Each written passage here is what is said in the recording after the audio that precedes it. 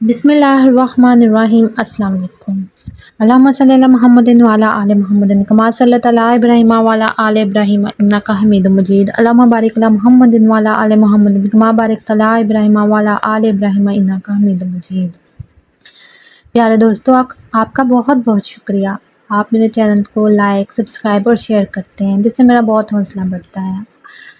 آج میں آپ کے لیے بہت اچھی کہانی لے کر آئی ہوں، جو کہ دو عورتوں کی ہے۔ چلیں ہم سٹارٹ کرتے ہیں۔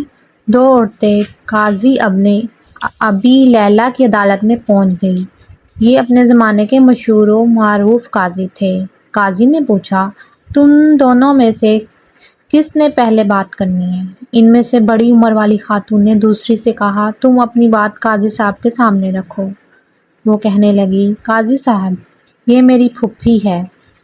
میں اسے امی کہتی ہوں، کیونکہ میرے والد انتقال کے بعد اسی نے میری پرورش کی ہے، یہاں تک کہ میں جوان ہو گئی۔ قاضی نے پوچھا، اس کے بعد؟ وہ کہنے لگی، پھر میرے چچا کے بیٹے نے منگنی کا پیغام بھیجا تو انہوں نے ان سے میری شادی کر دی۔ میری شادی کو کئی سال گزر گئے، ازواجی زندگی خوب گزر رہی تھی۔ ایک دن میری یہ پھوپھی میرے گھر آئی اور میرے شوہر کو اپنی بیٹی سے دوسری شادی کی آفر کی، ساتھ یہ شرط رکھ دی کہ پہلی بیوی یعنی کہ میں کا معاملہ پھوپھی کے ہاتھ سونپ دے۔ میرے شوہر نے کنواری اور دوشیزہ سے شادی کے چکر میں شرط مان لی۔ میرے شوہر کی شادی ہوئی۔ شادی کی رات کو میری پھوپھی میرے پاس آئی اور مجھ سے کہا، تمہارے شوہر کے ساتھ میں نے اپنی بیٹی بیاہ دی ہے، تمہارا شوہر میرے ہاتھ میں سونپ دیا ہے، میں تجھے تیرے شوہر کی وکالت کرتے ہوئے طلاق دیتی ہوں۔ جج صاحب، میری طلاق ہو گئی۔ کچھ عرصے کے بعد میری پھوپھی کا شوہر سفر سے تھکے ہارے پہنچ گیا۔ وہ ایک شاعر اور حسن پرست انسان تھا۔ میں بن سنور کے اس کے سامنے بیٹھ گئی اور اس سے کہا، آپ مجھ سے شادی کریں گے؟ اس کی خوشی کا تو کوئی ٹھکانہ ہی نہیں رہا۔ اس نے فوراً ہاں کر دی۔ میں نے اس کے سامنے شرط رکھی کہ آپ کی پہلی بیوی یعنی میری پھوپھی کا معاملہ میرے ہاتھ میں سونپ دیں۔ اس نے ایسا ہی کیا۔ میں نے پھوپھی کے شوہر سے شادی کر لی اور اس کے شوہر کی وکالت کرتے ہوئے اسے طلاق دے ڈالی۔ قاضی حیرت سے پھر وہ کہنے لگی، قاضی صاحب، کہانی ابھی ختم نہیں ہوئی۔ کچھ عرصے کے بعد میرے اس شاعر شوہر کا انتقال ہوا۔ میری یہ پھوپھی وراثت مطالبہ کرتے ہوئے پہنچ گئی۔ میں نے اس سے کہا کہ میرے شوہر نے تمہیں اپنی زندگی میں طلاق دے دی تھی، اب وراثت میں تمہارا کوئی حصہ نہیں ہے۔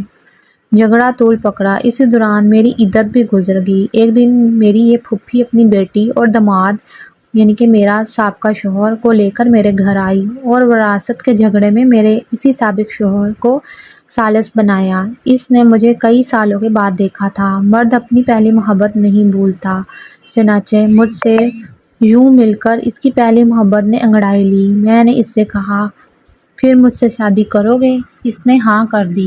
میں شرط رکھی کہ اپنی پہلی بیوی یعنی کہ میری پھوپھی کی بیٹی کا معاملہ میرے ہاتھ میں رکھ دے۔ اس نے ایسا ہی کیا۔ میں نے اپنے سابق شوہر سے شادی کر لی اور اس کی بیوی شوہر کی وکالت کرتے ہوئے طلاق دے دی۔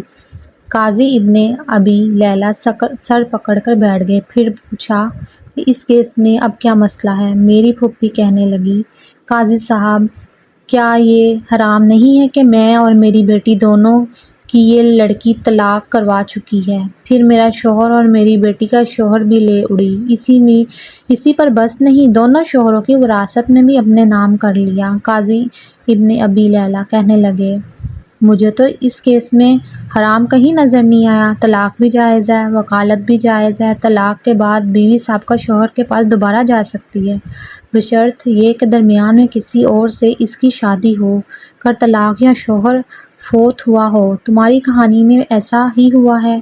اس کے بعد قاضی نے خلیفہ منصور کو یہ واقعہ سنایا۔ خلیفہ ہنس ہنس کر لوٹ پوٹ ہو گئے اور کہا کہ یہ جو کوئی بھائی اپنے کے لیے گھڑا کھودے گا خود اس گھڑے میں گرے گا۔ یہ بڑھیا تو گھڑے کی بجائے گہرے سمندر میں ہی گر گئی۔ اب مجھے اجازت دیجیے۔ اگر آپ کو یہ کہانی پسند آئی ہو تو پلیز لائک، شیئر اور سبسکرائب ضرور کیجیے گا۔ اپنا بہت سا خیال رکھیے گا۔ اللہ حافظ۔